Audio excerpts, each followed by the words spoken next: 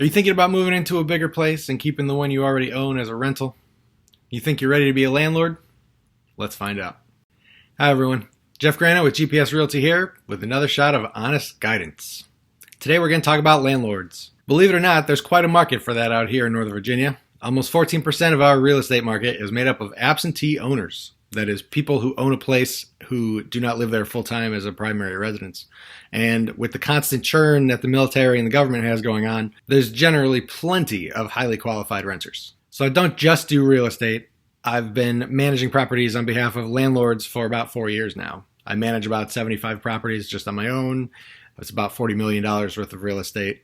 I've seen tenants come and go, and I thought it would bring you some value just to take a look at what being a landlord really is like. I've seen hoarders, sex offenders, squatters, the whole bit, you name it. Let's take a closer look. I'll give you the pros and cons of being a landlord, as well as my take on whether or not you should become one. Having tenants is actually a pretty intimate situation. After all, now you've got these people who are living in your space, and you have every right to know how they're living. So it's a little awkward sometimes. Beyond that awkwardness, though, you'll have costs. So whenever a tenant moves out and a new one moves in, we'll call that a transition. Anytime the house transitions, there are always going to be costs. Transition costs are commonly going to include fixing regular wear and tear items, paint touch-up, carpet replacement, that kind of thing, as well as the lease fee and management fees throughout the transition. Beyond that, sometimes bigger things happen. Trees fall on houses, roofs leak during rain, sometimes you'll get an ice dam, appliances will get heavily used, critters will infiltrate your attic, etc., etc., etc. And if you own a condo, sometimes your condo will leak into someone else's house, or someone else's condo will leak into yours. And above all that, your mortgage still needs to be paid. How do you plan to handle it if the income stops coming in? What if your tenant stops paying rent because they lost their job, or maybe they need to break their lease early because they are having a kid and they need to get a bigger place? I always advise people never to become landlord unless you have the capacity to pay for both sets of bills. That is, if you have a new house and you still have the existing house, you better be able to plan for not having income come in on the existing house. Or the period of time that it happens where you won't have rent coming in is going to.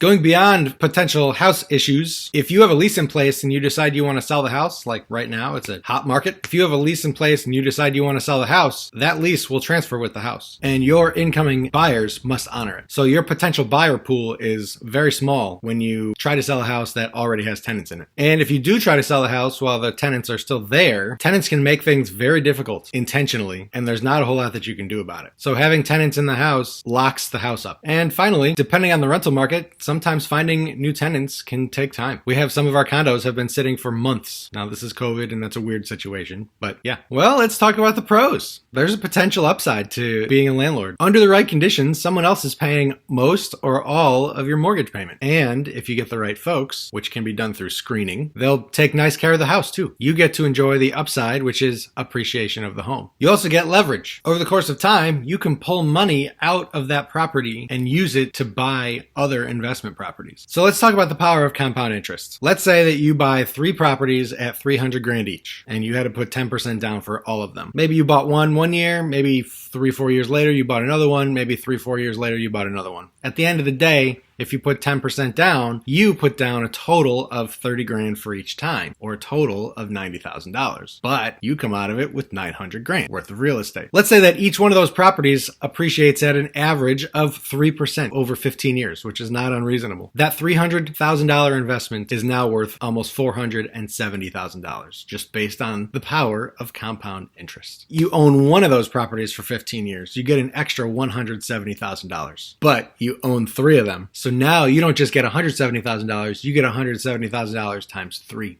You get an extra $510,000 over the course of your ownership of these properties. Now, should you become a landlord? Well, you're going to have to disassociate yourself from the fact that you lived in this property.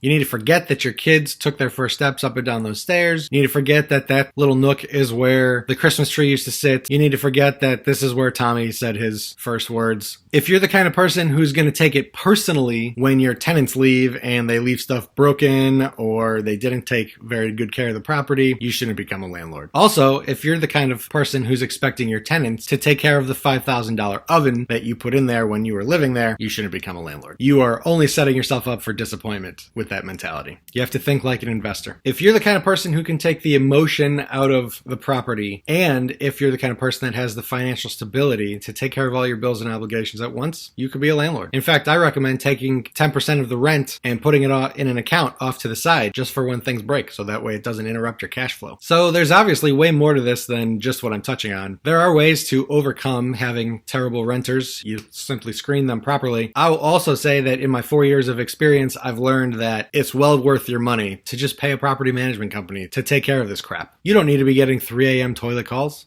Pay us for that. So, if you're going to do this, key takeaways. 1, properly screen your tenants. That'll save you a lot of hassle later on. 2, take the emotion out of it. This is no longer your property, it's theirs to live in. 3, put money aside for things that'll break, as well as for transition costs. And 4, don't do it without being able to handle all of your mortgage obligations, or you'll risk becoming overextended when the time comes that your rental income stops. And as always, if you have any questions at all, feel free to reach out. Go to my website, www.gpsrealtydc.com. Give my cell phone a call, 703-996-9734, and have a great day.